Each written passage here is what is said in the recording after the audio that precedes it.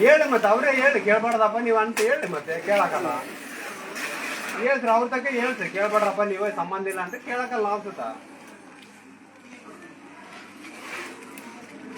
ಎಷ್ಟೇ ಖರ್ಚು ಆಯ್ತು ಏನ್ ಕತೆ ಅಂತ ಕೇಳ್ಬೋದು ಕೇಳ್ಬಾರ್ದಂತಲ್ಲ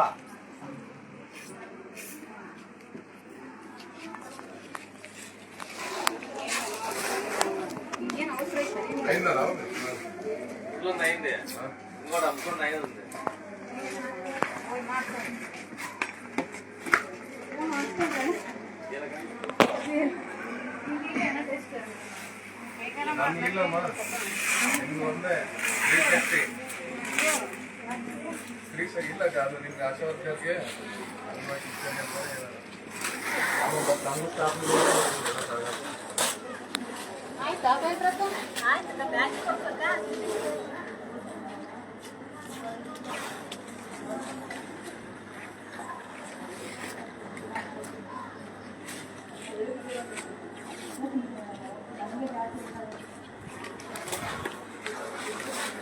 ಅಷ್ಟೊಂದು ಉಡಾಫಾಗಿ ಮಾತಾಡಬಾರ್ದಣ್ಣ.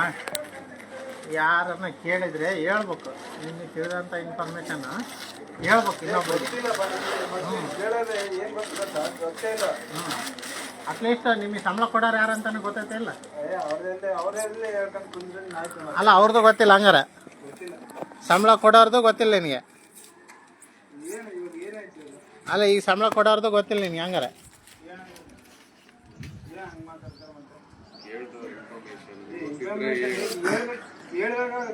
ಅಲ್ಲಿ ನೀನು ಸಂಬಳ ಕೊಡೋರ್ದನ್ನ ಗೊತ್ತೈತೆ ಇಲ್ಲ ನಿನಗೆ, ಸಂಬಳ ಕೊಡೋರ್ದನ್ನ ಗೊತ್ತೈತೆ ಇಲ್ಲ.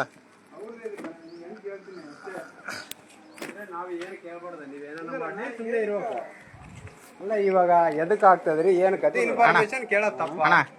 ನಿನಗೆ ಕೂಲಿ ಎಲ್ಲ ಕೊಡ್ತಿರೋದು ನಾವೇ ಅಣ್ಣ, ಇವತ್ತಿನ ಕೂಲಿ ಎಲ್ಲ ಕೊಡ್ತಿರೋದು ನಮ್ಮ ಟ್ಯಾಕ್ಸಲ್ಲಿ ಅಣ್ಣ. ಅದಕ್ಕೋಸ್ಕರ ಕೇಳ್ತದ ಯಾಕಣ್ಣ ಏನಣ್ಣ ನಿನಗೆ ಗೊತ್ತಿದ್ದು ಹೇಳೋಣ. ಈಗ ಗೊತ್ತಿಲ್ಲ ಅಂದ್ರೆ ನಿಮ್ಮ ಮ್ಯಾಲಾರ್ ನಂಬರ್, ಅದನ್ನೇ ನಿಮ್ಮ ಮ್ಯಾಲಾರ್ ನಂಬರ್ ಹೇಳೋಣ ಅಂತ ಕೇಳ್ತಾ ಇದೀವಿ. ಇದೆಲ್ಲ ನಮ್ಮ ದುಡ್ಡಲ್ಲಿ ನಿಮಗೆ ಸಂಬಳ ಕೊಡ್ತಿರೋದು, ಈಗ ಹಾಕೋದೆಲ್ಲ ನಾವೇ ಸಂಬಳ ಕೊಡ್ತಿರೋದು ಇದನ್ನ. ಹಾ ಅರ್ಥ ಆಯ್ತಾ?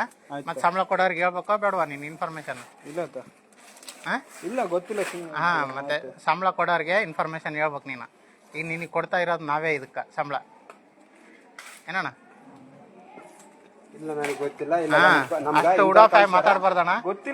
ಗೊತ್ತಿಲ್ಲ ನೀನು ಸ್ವಲ್ಪ ತಿಳ್ಕೊ. ಯಾಕಂದ್ರೆ ಗೌರ್ಮೆಂಟ್ ದುಡ್ಡಲ್ಲಿ ಮಾಡುವಂತದ್ದು ಇದು. ನಿನಗೂ ಏನೋ 1000 ರೂಪಾಯಿ ಹೇಳ್ದಲ್ಲ, ಆ 1000 ರೂಪಾಯಿ ನಮ್ಮದೇ ರೊಕ್ಕ ಇದು. ಹಾ ಅವ್ರೇನ್ ಯಾರೇನ್ ಪ್ರಿಂಟ್ ಔಟ್ ಕೊಡಂಗಿಲ್ಲ ನಿನಗೆ. ಇದನ್ನ ನಮ್ಮದೇ ನಿನಗೆ ಕೊಡೋದು ಸಂಬಳ. ಅದು ಸ್ವಲ್ಪ ತಲೆನಲ್ಲಿ ಇಟ್ಕೊ. ನಿನಗೆ ಗೊತ್ತಿಲ್ಲ ಅಂದ್ರೆ ನಿನ್ನ ಮೇಲೆ ಯಾರು ಕೊಡು, ಸ್ವಲ್ಪ ತಿಳಿಸಿ ಹೇಳ್ತೀವಿ ಅವ್ರಿಗೆ ನಿನಗೇನು ಹೇಳ್ಕೊಡ್ಬೇಕಂತ ಅವ್ರಿಗೆ.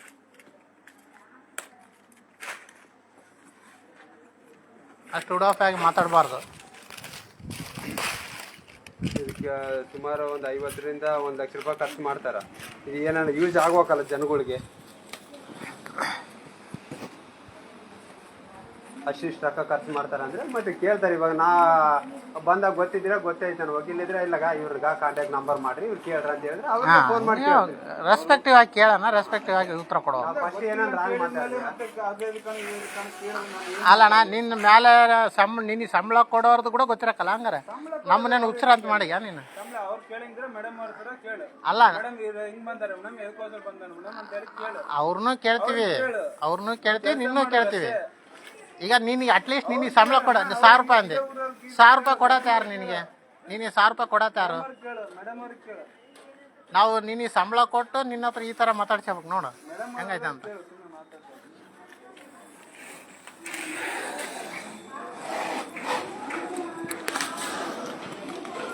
ಹುಡುಗ ಗೊತ್ತಿಲ್ಲ ಇನ್ನ.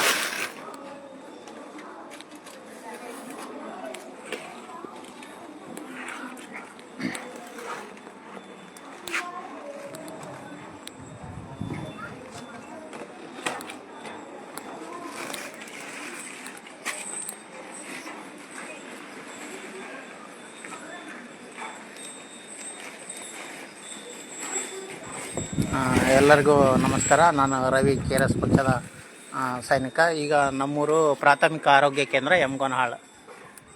ಪ್ರಾಥಮಿಕ ಆರೋಗ್ಯ ಕೇಂದ್ರ ಯಮಗೋನಹಾಳ್ ಗ್ರಾಮಕ್ಕೆ ನಮ್ಮೂರು ಆಸ್ಪತ್ರೆಗೆ ಈ ಆರೋಗ್ಯಕ್ಕೆ ಸಂಬಂಧಪಟ್ಟ ಹಾಗೆ ಕೆಲವೊಂದು ಮಾಹಿತಿ ಫಲಕಗಳು ಬಂದಿದ್ದಾವೆ. ಜನರಿಗೆ ಅದರ ಮಾಹಿತಿ ಗೊತ್ತಾಗಲಿ, ಸರ್ಕಾರದ ಯೋಜನೆಗಳಾಗಿರ್ಬೋದು ಅಥವಾ ಆರೋಗ್ಯ ಸಮಸ್ಯೆಗಳಾಗಿರ್ಬೋದು, ಇದ್ರ ಬಗ್ಗೆ ಮಾಹಿತಿ ಗೊತ್ತಾಗಲಿ ಅನ್ನೋ ಉದ್ದೇಶಕ್ಕೆ ಸರ್ಕಾರ ಎಷ್ಟು ದುಡ್ಡು ಖರ್ಚು ಮಾಡಿದೆ ಗೊತ್ತಿಲ್ಲ ಇದಕ್ಕೆ.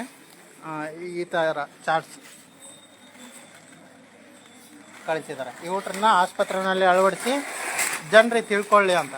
ಈಗ ಒಂದನೇದು ಅನಿಮಿಯಾ ಮುಕ್ತ ಭಾರತ.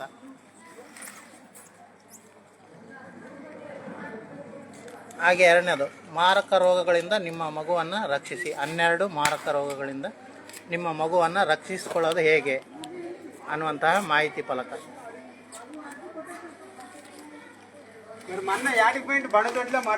ಹೀಗೆ ರಾಷ್ಟ್ರೀಯ ಶ್ರವಣ ದೋಷ ನಿರ್ವಹಣಾ ಕಾರ್ಯಕ್ರಮ, ಮತ್ತು ಸೊಳ್ಳೆ ಕಚ್ಚುವಿಕೆಯಿಂದ ಬರುವಂತಹ ಮೆದುಳು ಜ್ವರ, ಈ ಜ್ವರದ ಬಗ್ಗೆ, ಮಕ್ಕಳಲ್ಲಿ ಸರಾಗ ಉಸಿರಾಟಕ್ಕೆ ತೊಂದರೆಗಳು,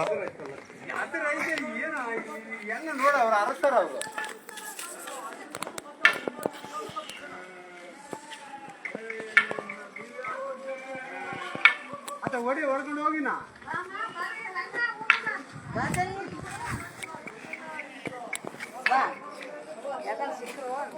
ಈ ಥರ ಸರ್ಕಾರಗಳು ಕೋಟ್ಯಾಂತರ ರೂಪಾಯಿ ಈ ಥರ ಮಾಹಿತಿ ಫಲಕಗಳಿಗೆ ಖರ್ಚು ಮಾಡುತ್ತೆ.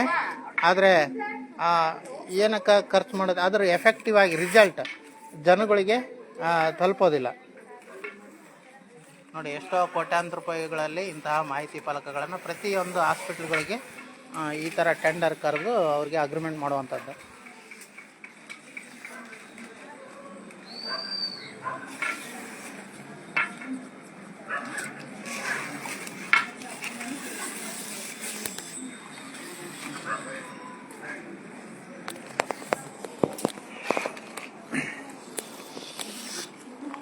ಬಾಸಿನವನ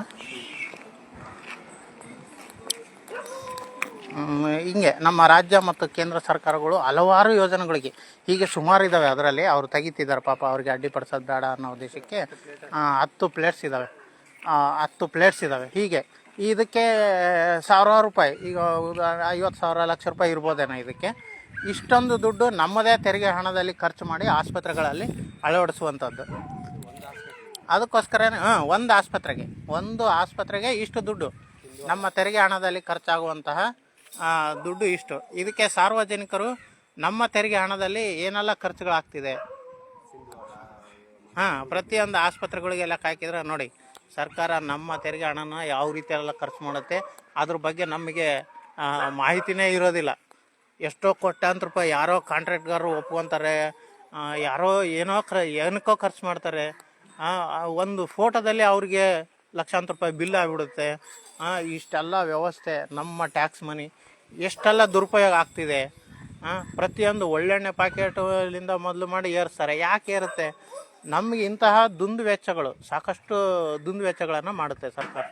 ಇಂತಹ ಕಟ್ಟಡ ಕಾಮಗಾರಿಗಳು, ವೇಸ್ಟ್ ಕಟ್ಟಡ ಕಾಮಗಾರಿಗಳು ಮಾಡೋದು, ಈ ಥರದಲ್ಲೆಲ್ಲ ಪ್ರಶ್ನೆ ಮಾಡುವಂಥ ಆಗ್ಬೇಕು. ಸಾರ್ವಜನಿಕರು ಪ್ರಶ್ನೆ ಮಾಡಿದಾಗ ಇಂಥಲ್ಲಿ ದುರುಪಯೋಗಗಳನ್ನು ತಡೆದಾಗ ನಮಗೆ ಆಟೋಮೆಟಿಕ್ಲಿ ಟ್ಯಾಕ್ಸ್ ಕಮ್ಮಿ ಆಗುತ್ತೆ. ಈಗ ಸುಮ್ಮನೆ ದುಡಿತೀವಿ, ಟ್ಯಾಕ್ಸ್ ಕಟ್ತೀವಿ, ಸರ್ಕಾರ ಏನು ಮಾಡುತ್ತೆ, ಖರ್ಚುಗಳು ಹೆಚ್ಚಾದಂತಲ್ಲ, ನಮಗೆ ಟ್ಯಾಕ್ಸ್ಗಳನ್ನು ಹೆಚ್ಚಿಗೆ ಹಾಕ್ಕೊಂತ ಹೋಗುತ್ತೆ. ಖರ್ಚುಗಳು ಯಾವ ರೀತಿ ಇರುತ್ತೋ ಟ್ಯಾಕ್ಸ್ಗಳನ್ನ ಆ ರೀತಿ ಮೇಲೆ ಏರಿಸ್ಕೊಂತ ಹೋಗುತ್ತೆ. ಅದು ನಮಗೆ ಸಮಸ್ಯೆ. ಇದು ಜನರಿಗೆ ಅರಿವೇ ಬರೋದಿಲ್ಲ. ಈಗ ತಾನೇ ಒಂದು ನಾಲ್ಕರನ್ನ ನಾವು ವಿಚಾರಿಸಿದ್ವಿ, ನಮಗೆ ಪ್ರಿಂಟ್ ಹೊಡೆದು ಕೊಡ್ತಾರೆ, ಸರ್ಕಾರ ಪ್ರಿಂಟ್ ಹೊಡೆದು ಕೊಡುತ್ತೆ ಅನ್ನುವಂಥ ಮಾಹಿತಿ. ನೋಡಿ, ಇದು ನಮ್ಮೂರಿನ ಆಸ್ಪತ್ರೆಯ ಒಂದು ಬಿಲ್ಡಿಂಗ್. ಸ್ಟಾಫ್ ಸಿಬ್ಬಂದಿಗಳು ಉಳ್ಕೊಳ್ಳೋದಕ್ಕೆ ಅಂತೇಳಿ ಮಾಡಿದ್ದಾರೆ. ಇದಕ್ಕೆ 16 ಲಕ್ಷ ಏನೋ ಬಿಡುಗಡೆ ಆಗಿದೆ ಅಂತ ಹೇಳ್ತಿದ್ದಾರೆ. ನನಗೆ ಪಕ್ಕಾ ಮಾಹಿತಿ ಅವರಿಂದ ತಿಳ್ಕೊಬೇಕು. ಆದರೆ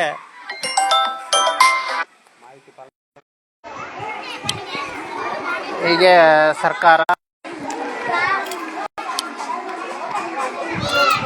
ಸರ್ಕಾರ ನಮ್ಮ ಟ್ಯಾಕ್ಸ್ ಹಣದಲ್ಲಿ ಹಲವಾರು ರೀತಿಯಲ್ಲಿ ಖರ್ಚು ಮಾಡುತ್ತೆ. ತಪ್ಪಿಲ್ಲ, ಖರ್ಚು ಮಾಡಲಿ.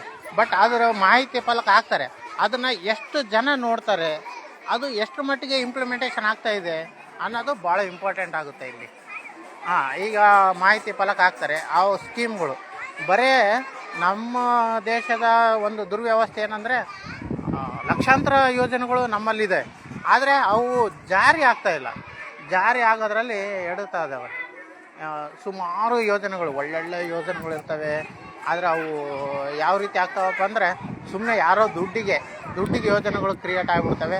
ಅವು ಈ ಉದಾಹರಣೆ ಒಂದು ಉದ್ಯೋಗ ಖಾತ್ರಿ ಯೋಜನೆ ಅಂತೇಳಿ ಒಂದು ಉದ್ಯೋಗ ಖಾತ್ರಿ ಯೋಜನೆ 2005ರಲ್ಲಿ ಕೋಟ್ಯಾಂತರ ರೂಪಾಯಿ ಬಿಡುಗಡೆ ಆಗಿ ಹಣ ಬಂತು 2005ರಲ್ಲಿ.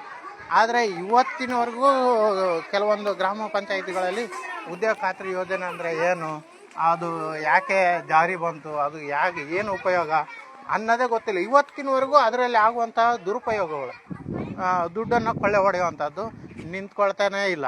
ಅದ್ರ ಇನ್ಫಾರ್ಮೇಷನ್ ಭಾಳಷ್ಟು ಜನಗಳಿಗೆ ಗೊತ್ತೇ ಇಲ್ಲ, ಅದು ಹಣ ಎಲ್ಲಿ ಬರುತ್ತೆ. ಹೀಗೆ ಸಾವಿರಾರು ಯೋಜನೆಗಳು ನಮ್ಮಲ್ಲಿ, ಯೋಜನೆಗಳ ಬಗ್ಗೆ ಮಾಹಿತಿ ಗೊತ್ತಿಲ್ಲದೆ ನಾವು ಕಟ್ಟುತ್ತಿರುವಂತಹ ಟ್ಯಾಕ್ಸ್ ಹಣ ವ್ಯರ್ಥ ಆಗ್ತಾಯಿದೆ ಅನ್ನೋದು ನನ್ನ ಕಳವಳ.